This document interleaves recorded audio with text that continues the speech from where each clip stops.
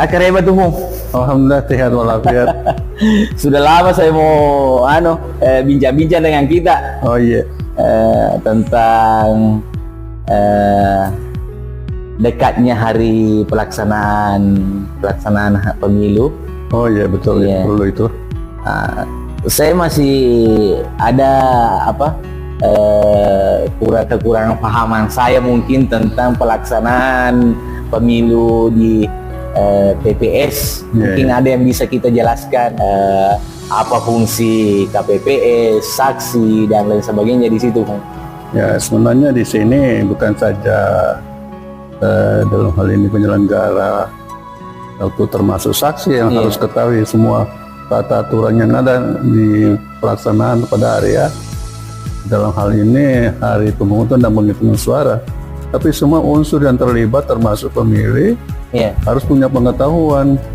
Karena kenapa? Kalau tidak nanti suaranya sia-sia. Artinya suara tidak sah atau kertas suara rusak, tidak terhitung. Oleh sebab itu ya harus diikuti dari awal. Ini juga meningkatkan tingkat partisipasi masyarakat terhadap pengawasan. Iya betul. Ya, sehingga hasil daripada pemilu 2024 ini dapat dipertanggungjawabkan dan dapat legitimitas dari masyarakat bahwa benar dilaksanakan dengan baik dan benar. Betul-betul legitimasi dari pemilu ini bisa dipertanggungjawabkan dan menghasilkan pemilu yang jurdil lah istilahnya. Iya betul. Ya, Jangan ada kesan negatif lah. Ya.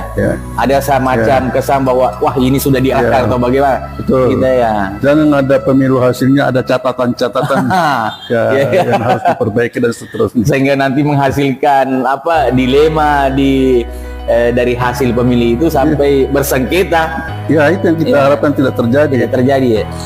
Kalau sebab itu kita mulai dari pengedaran surat panggilan atau apa istilahnya di KPU, karena dulu konstitusinya saya C6 waktu saya masih aktif di KPU maupun di Bawaslu. Itu C6 seharusnya di pengedarannya harus benar. Maksud saya begini, biasa anak KPPS membawa hanya menyodorkan saja tanpa mengetahui ada orangnya atau tidak ada orangnya, langsung saja disampaikan kepada si alamat yang bersangkutan. Sudah ditemukan satu orang, disedarkan semua berapa orang yang tercatat, langsung catat dikasih 5, padahal mungkin saja hanya kebetulan di DPT-nya ada tapi orangnya sudah tidak ada di situ. Ini jadi perlu. Ini kalau memang dilakukan dengan baik sehingga nanti dan beredar itu sesuai dengan jumlah pemilih yang ada, yang nanti yang datang di TPS. Kita juga menggambarkan bahwa DPT, sejumlah DPT bahwa harus diberikan semua, tidak. Jadi ini sini pentingnya juga pengetahuan dan mungkin masyarakat juga perlu tahu.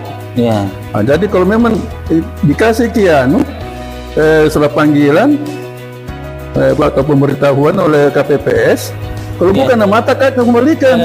Betul. Karena kemarin di 2018 saya kan mengalami waktu itu saya temukan di Belawa, Leng namanya.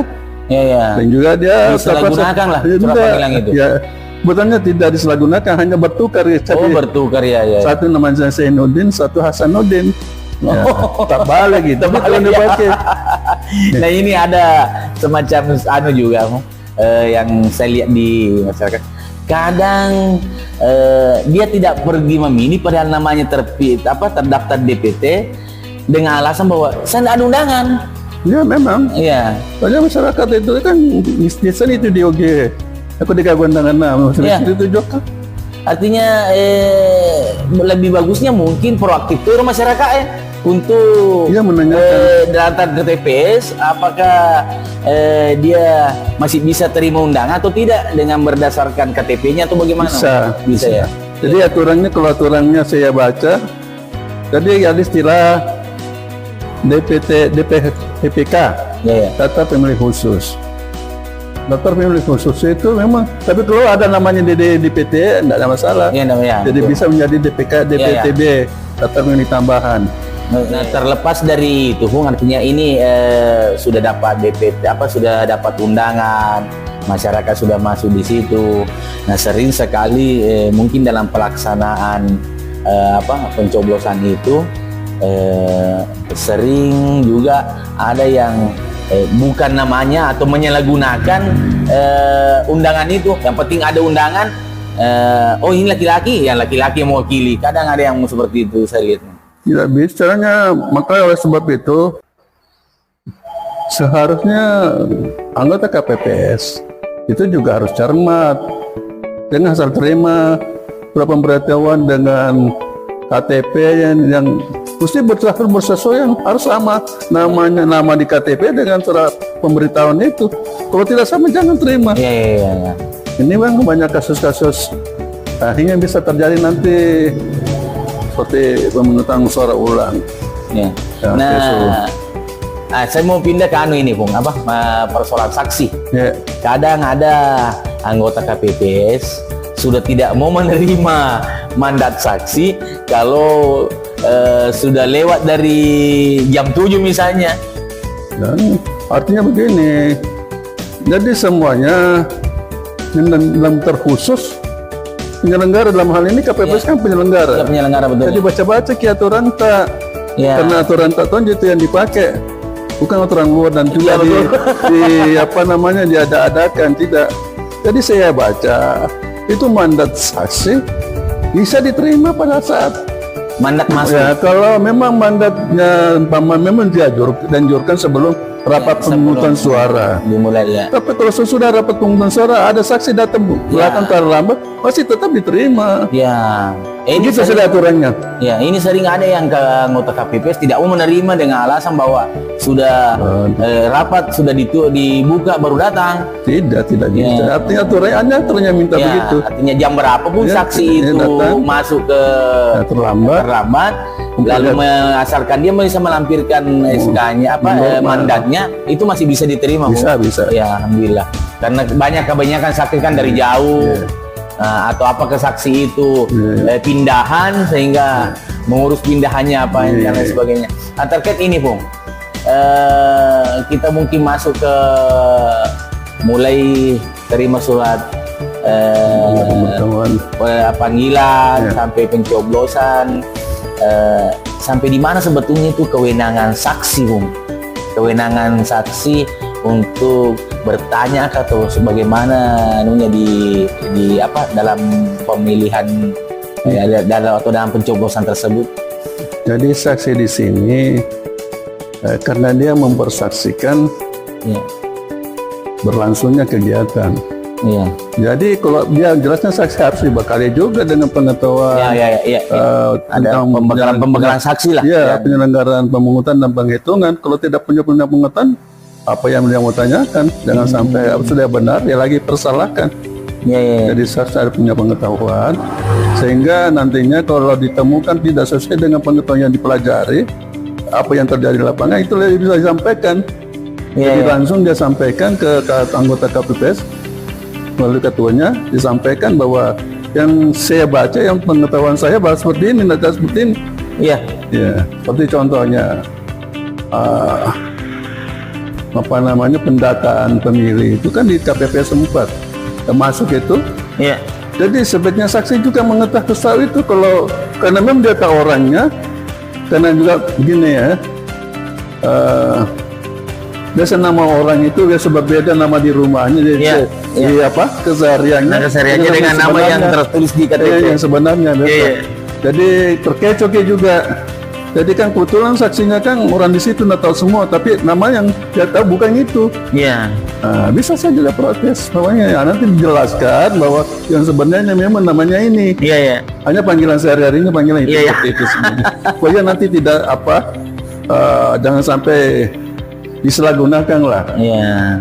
Panggilan itu seperti itu. Iya. Saya ini Bung yang saya mau pertanyakan tentang dokumen, karena ada yang isu yang saya dengar, saya belum tahu betul kebenarannya. Apakah itu memang katanya tidak boleh didokumentasikan C plano besar itu dengan alasan bahwa toh ada salinan dari C1 yang dikasih, jadi tidak usah lagi difoto, ini aja salinannya. Apa betul itu begitu? Ya, malah nggak bisa. Nah, seperti itu perintah daripada baik buku panduan, ya. dan apa namanya petunjuk teknis, tidak, tetap dibolehkan semua orang yang ada di sekitar itu, bukan saja yang terlibat dalam artian artinya masyarakat yang ada di situ, masyarakat yang ada boleh saja mendokumentasikan, pewarta ya. Boleh, ataukah dari instansi lain silakan.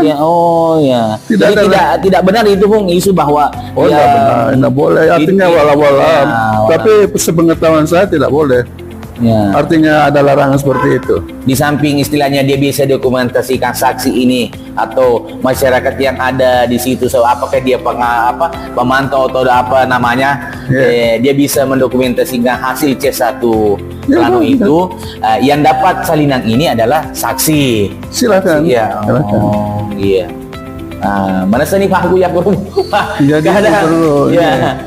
Jadi banyak hal semuanya di dalam pada saat rapat pemungutan dan penghitungan suara. Karena di sini kan nanti terjadi dua kali apa istilahnya, tahapan pertama, tahapan pemungutan sampai siang jam 1, nanti jam 2 lagi dimulai lagi penghitungan suara.